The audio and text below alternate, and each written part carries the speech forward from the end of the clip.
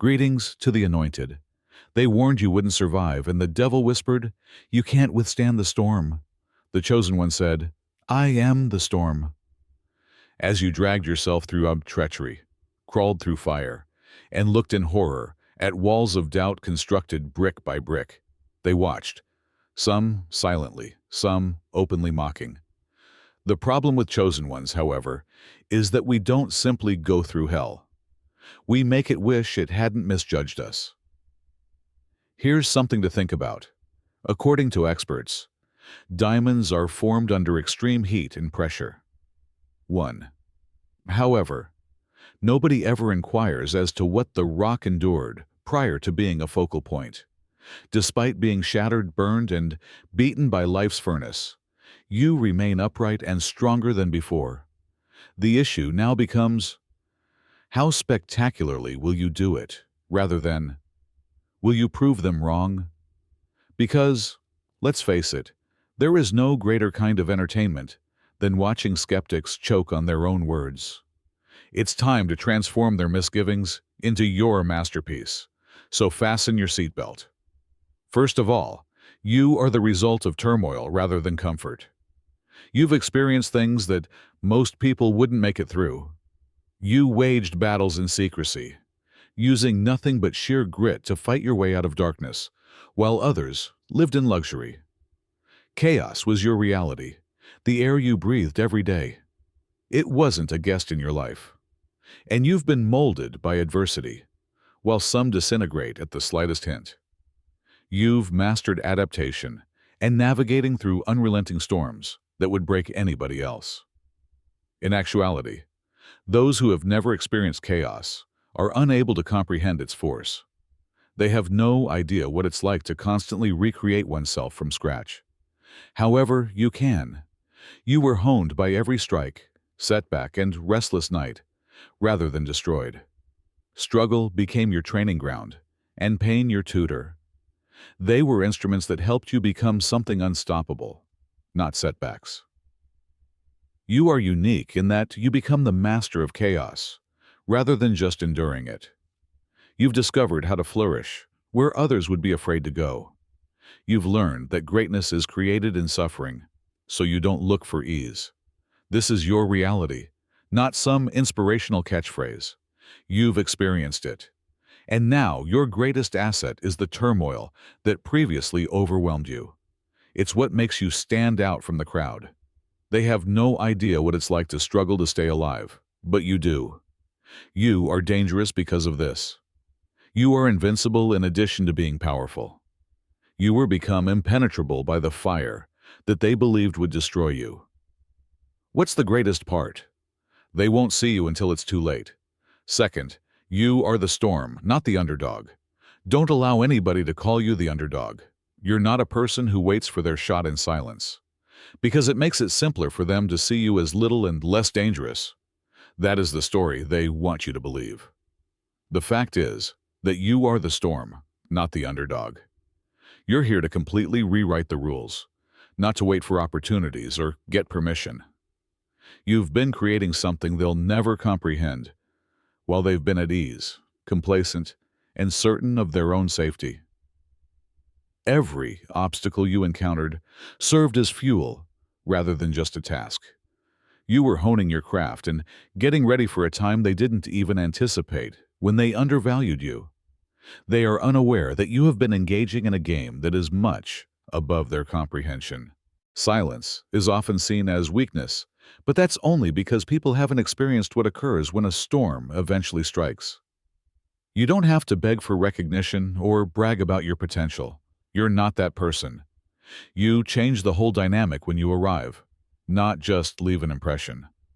The nicest thing is that they're not prepared for you yet. Unaware that you have already outperformed them, they have been watching, waiting for you to show yourself.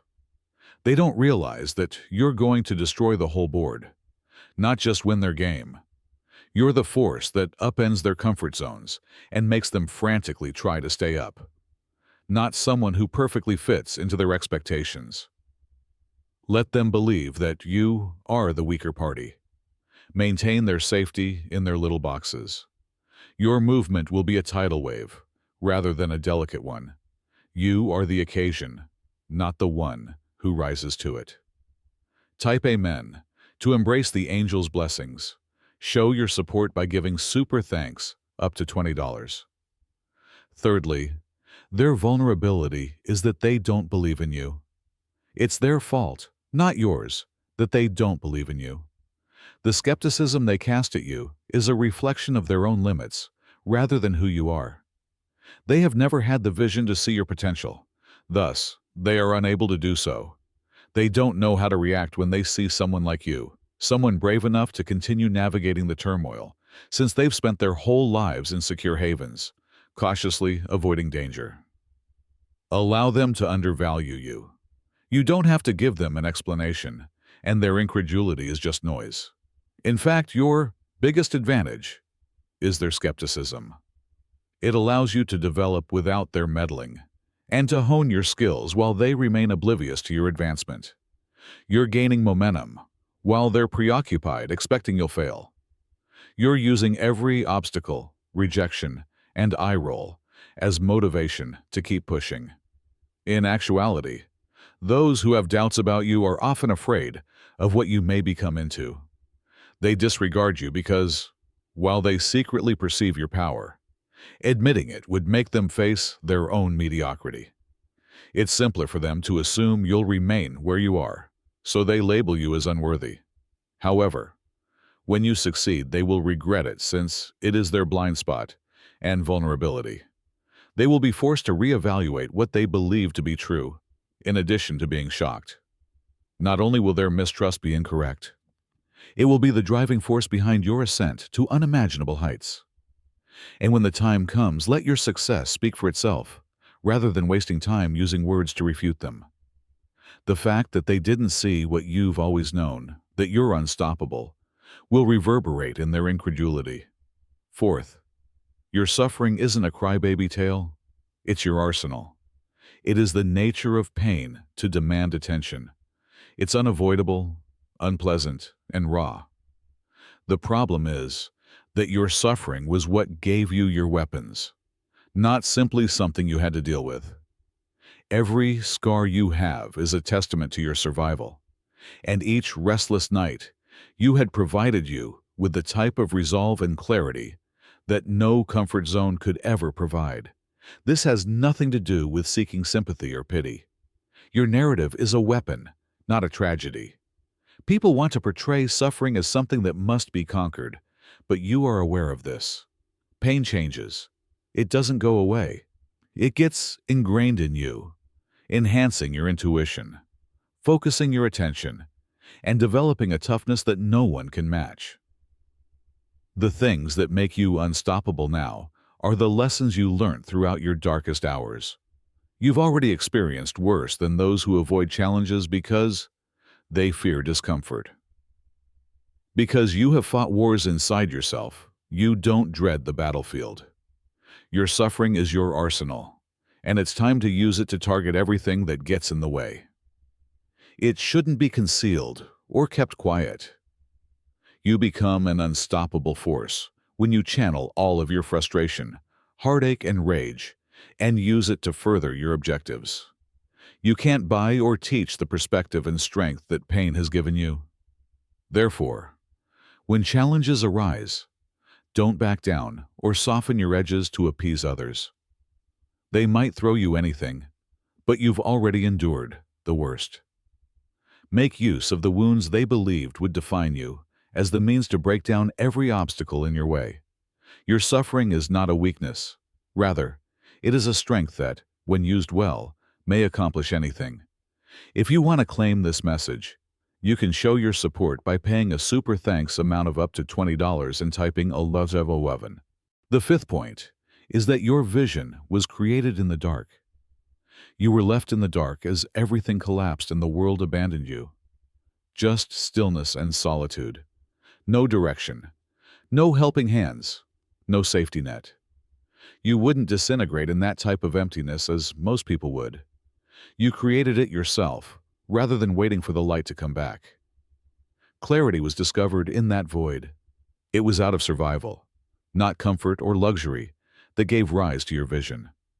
You had to make your way out of the shadows, while others lived in the light of the opportunities that were presented to them. Every victory came after a struggle. Every victory came from perseverance, and every lesson was painful.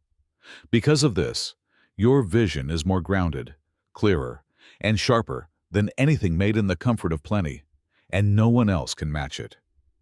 People who are privileged may have access to resources, but they are not taught resilience. They are not compelled to see the world with the unadulterated clarity that comes from struggle alone. Your vision is grounded on the darkness you conquered, and is not just theoretical or kind.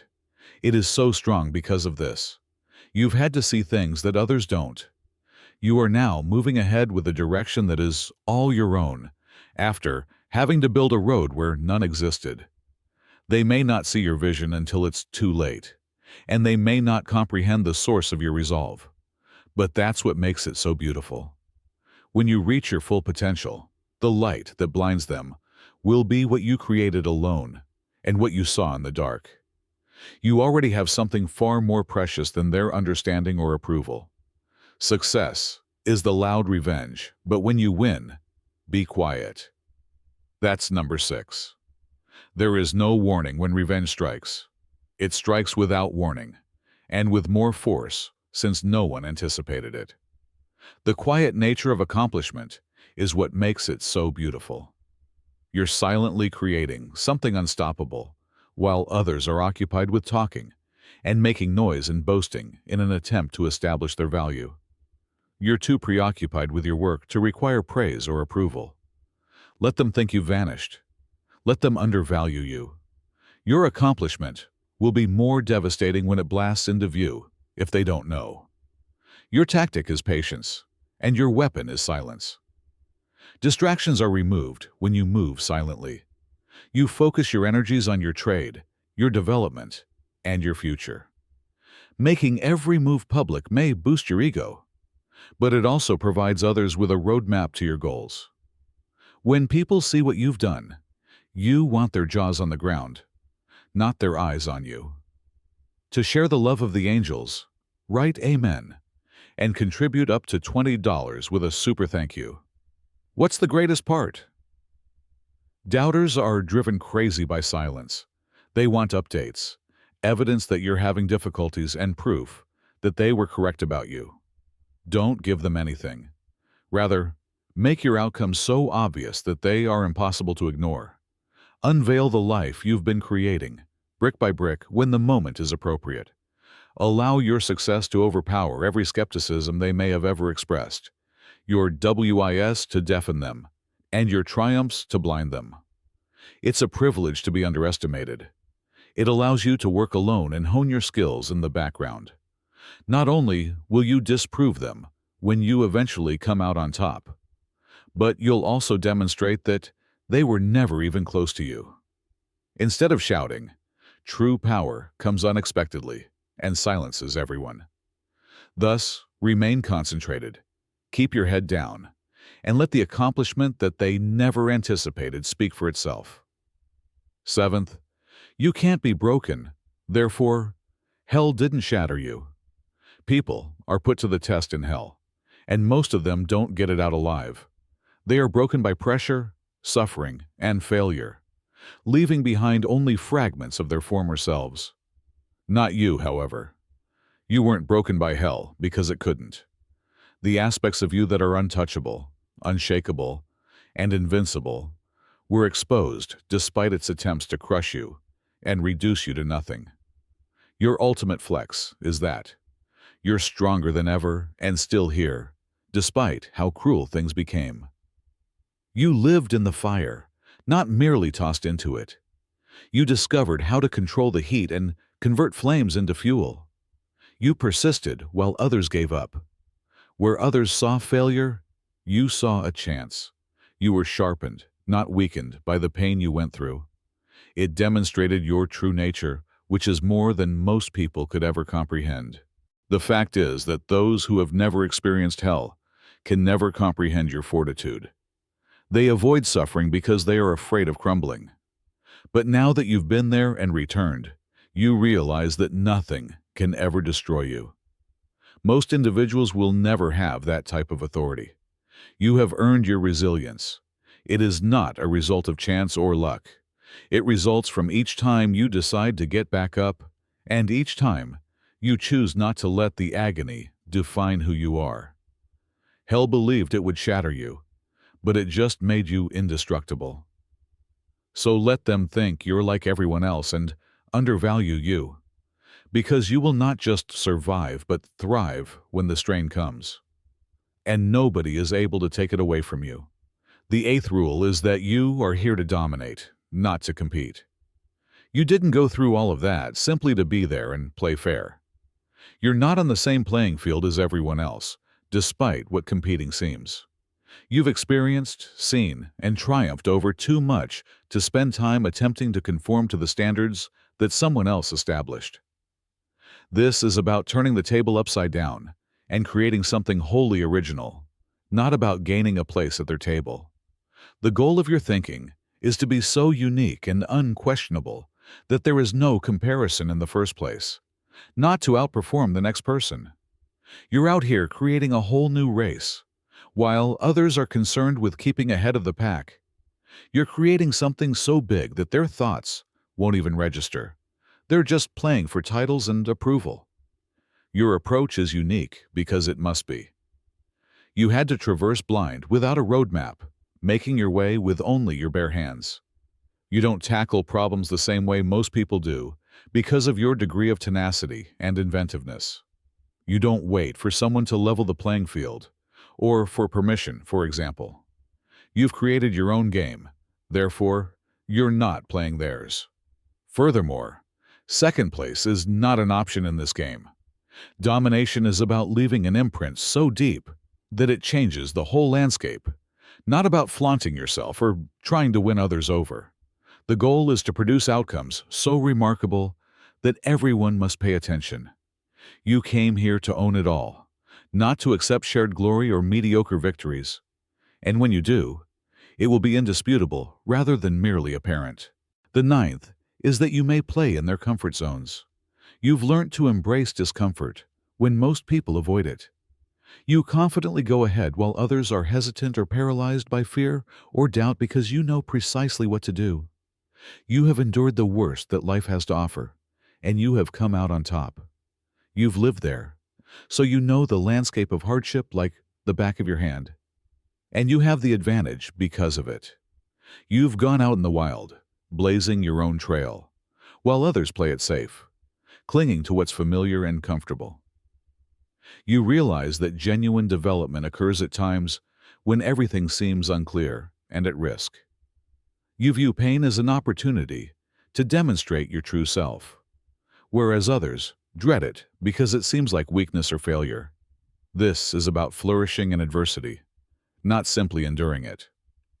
Finding strength when others might crumble is the goal. They stay away from danger and the unknown, but you take on problems head-on because you know that's where your true strength resides. Not only are you used to suffering, but you also know how to utilize it to your advantage to become stronger and more resilient than you would be in your comfort zone. You may play here. The plush, cushion spots that everyone else is vying for are unnecessary for you.